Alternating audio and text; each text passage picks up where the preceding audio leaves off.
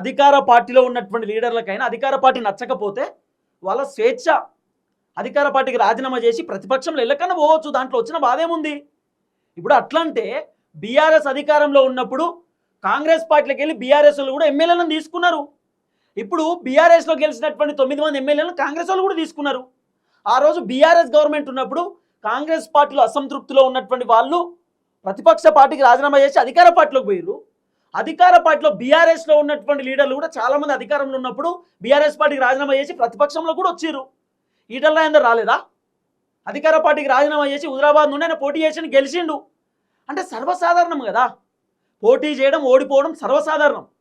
కానీ ఇదంతా చూస్తుండో గమత అనిపిస్తుంది రేవంత్ అనేది. మీరు మా దాంట్లోకి వెళ్ళి ఎవరిని తీసుకోవద్దు, తీసుకుంటే వదిలిపెట్టం, ఊరుకోం అంటే రెచ్చగొడుతున్నా అన్నట్టు. ఇప్పుడు రేవంత్ అన్న కథ ఎట్లుంటుంది అంటే ఫస్ట్ చెప్తాడు, వినకపోతే బెదిరిస్తాడు. ఇక నేను చెప్పినట్టు వినవా, ఏమనుకుంటున్నాం, అది ఉంది ఇది ఉందని చెప్పి. ఇప్పుడు అట్లే అనిపిస్తుంది. మరి మమ్మల్ని రెచ్చగొట్టొద్దు, మేము గాయపడ్డం, ఇక మేము ఊరుకోం. రేవంత్ అన్న చెప్తున్నాడు. ఏంది రెచ్చగొట్టేది ఏముంది ఇలా? జీవన్ రెడ్డికి నచ్చలే, పోయిండు, బీఆర్ఎస్ పార్టీలో పడ్డాడు, కథం.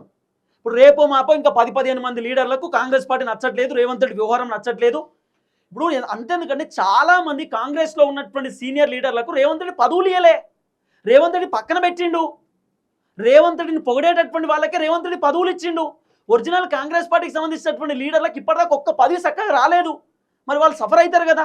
మధుయాస్కి గౌడ్ పదవి రాలేదు, తర్వాత విహెచ్కి పదవి రాలేదు, జగ్గారెడ్డికి ఏం పదవి రాలేదు, సరైనటువంటి గుర్తింపు లేనటువంటి పదవులు ఉన్నాయి.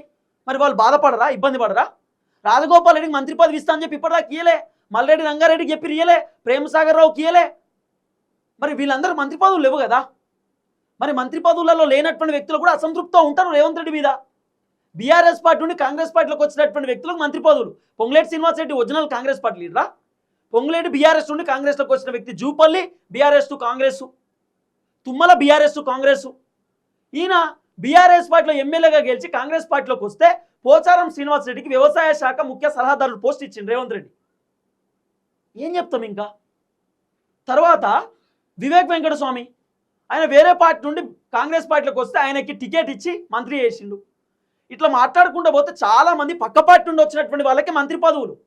కాబట్టి ఒరిజినల్ కాంగ్రెస్ పార్టీ లీడర్లు కూడా ఇక మేము రేవంత్ రెడ్డితో ఉండం, కాంగ్రెస్లో మేము ఉండలేం, రేవంత్ రెడ్డి మాకు ఎట్టైనా పదవులు ఇయ్యాడు, మమ్మల్ని పక్కన పెట్టిండు, మేము పోతే కలుస్తలేడు. కాబట్టి వీళ్ళు కూడా రాజీనామా చేయడానికి రెడీ అవుతున్నారు. సుమారు కేసీఆర్ తోటి 15 మంది ఒరిజినల్ కాంగ్రెస్ పార్టీకి సంబంధించిన లీడర్లు రేవంత్ రెడ్డి పైన అసంతృప్తితోటి, అసహనంతో, కాంగ్రెస్ పైన కోపంతో ఉన్నటువంటి లీడర్లు కేసీఆర్తో టచ్లో ఉన్నారట. ఏ టైంలో అయినా 15 మంది బీఆర్ఎస్ పార్టీలో చేరే అవకాశాలు ఉన్నాయి.